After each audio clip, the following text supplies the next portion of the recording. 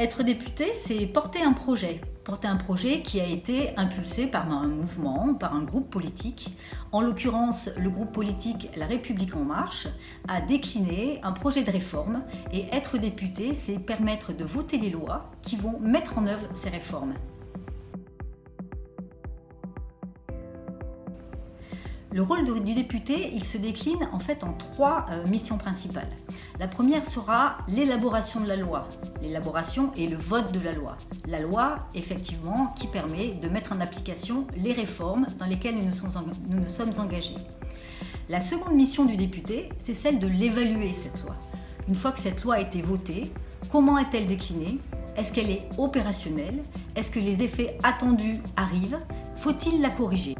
Et enfin, pour conclure, c'est le contrôle de l'action gouvernementale. En France, il y a donc plusieurs pouvoirs qui sont dissociés.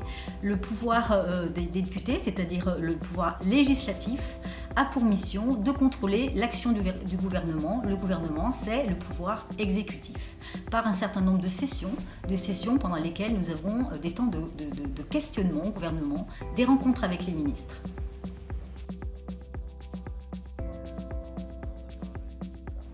Non, aujourd'hui, je suis élue depuis 1 an.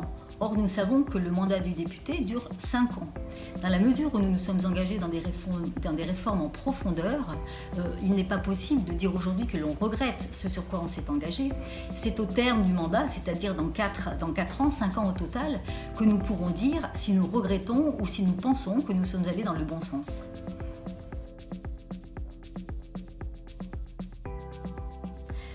Il me semble qu'aujourd'hui, l'élaboration de la loi est beaucoup trop rapide.